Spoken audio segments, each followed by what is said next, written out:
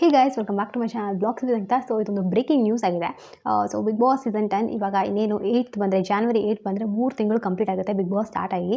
So ಈ 3 ತಿಂಗಳ ಜರ್ನಿಯಲ್ಲಿ ಯಾರು ತುಂಬ ಜಾಸ್ತಿ ಫೇಮಸ್ ಆಗಿರೋದು ಅಥವಾ ಟ್ರೆಂಡಿಂಗಲ್ಲಿರೋದು ಅಂತ ನೋಡೋಣ. ಇದು ಅಫಿಷಿಯಲ್ ಆಗಿ ಗೂಗಲ್ ಅವ್ರ ಕಡೆಯಿಂದ ಬಂದಿರುವಂಥ ನ್ಯೂಸ್. ಯಾವುದೇ ಎಡಿಟಿಂಗ್ ಅಥವಾ ಅವರ ಫ್ಯಾನ್ ಪೇಜಸ್ ಯಾರು ಮಾಡಿರುವಂಥದ್ದಲ್ಲ, ಗೂಗಲ್ ಕಡೆಯಿಂದನೇ ಅಫಿಷಿಯಲ್ ಆಗಿ ಬಂದಿರುವಂಥದ್ದು.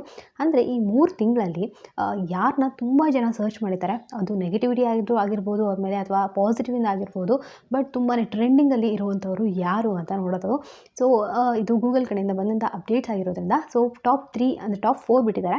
ಬಟ್ ಟಾಪ್ 3 ನಾನು ಹೇಳ್ತೀನಿ ಇಲ್ಲಿ.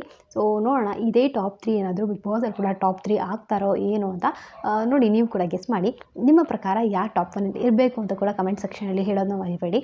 ಸೊ ಇಲ್ಲಿ ಗೂಗಲಲ್ಲಿ ಅತಿ ಹೆಚ್ಚು ಸರ್ಚ್ ಮಾಡಿರೋಂಥ ವ್ಯಕ್ತಿ ಅಂದರೆ ಬಿಗ್ ಬಾಸ್ ಸೀಸನ್ 10ನಲ್ಲಿ ಇವಾಗ ಯಾರೆಲ್ಲ ಇದ್ದಾರೆ, ಸೊ ಅದರೊಳಗೆ ತುಂಬಾ ಸರ್ಚ್ ಮಾಡಿರೋವಂಥದ್ದು ಯಾರನ್ನ ಅಂತಂದರೆ, ಸೊ ಟಾಪ್ 1ಅಲ್ಲಿ ಹೋಗೋದು ಸಂಗೀತ ಶೃಂಗೇರಿ ಅವರು.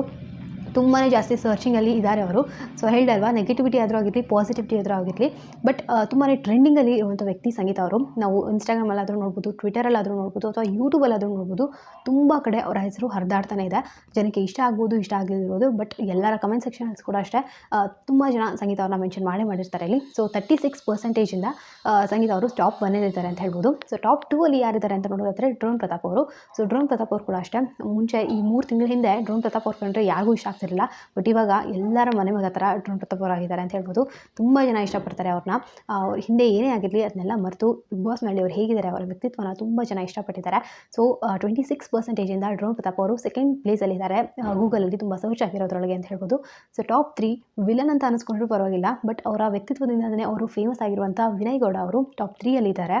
ಸೊ ವಿನಯ್ ಅವರು ಅಷ್ಟೇ ಈ ಬಿಗ್ ಬಾಸ್ ಮನೆಯಲ್ಲಿ ಸೀಸನ್ 10 ಏನಾಯಿತು, ನನಗನ್ಸೋ ಪ್ರಕಾರ ಈ 3 ಜನ ಇದ್ದಾರೆ, ಸಂಗೀತ ಅವರು, ಪ್ರತಾಪ್ ಅವರು ಮತ್ತು ವಿನಯ್ ಅವರು.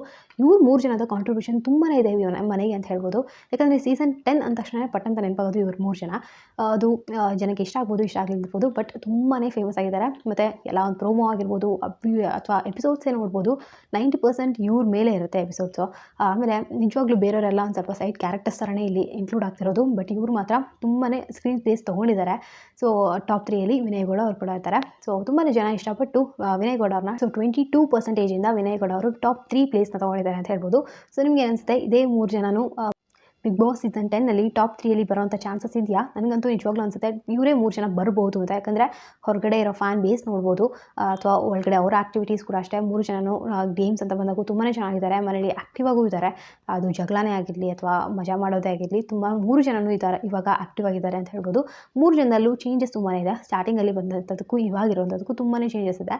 ಸೊ ನನಗನ್ಸೋ ಪ್ರಕಾರ ಇವರು 3 ಜನ ಟಾಪ್ 3 ಬರ್ಬೋದು ಅಂತ ಅನಿಸುತ್ತೆ. ನಿಮಗೆ ಯಾರು ಬರ್ಬೋದು ಅಂತ ಅನಿಸುತ್ತೆ, ಹಾಗೆ ಯಾರು ವಿನ್ ಆಗಬೇಕು ಅಂತ ಕಮೆಂಟ್ ಸೆಕ್ಷನಲ್ಲಿ ಕಮೆಂಟ್ ಮಾಡಿ ತಿಳಿಸಿ.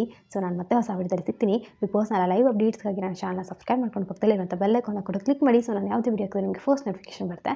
ಹಾಗೆ ರಕ್ಷಣಾ ಚಾನಲ್ ಕೂಡ ಸಬ್ಸ್ಕ್ರೈಬ್ ಮಾಡ್ಕೊಳ್ಳಿ. ಅವಳ ಚಾನಲ್ ಹೆಸರು ರಕ್ಷಾ ರೆಡ್ಡಿ ಅಂತ.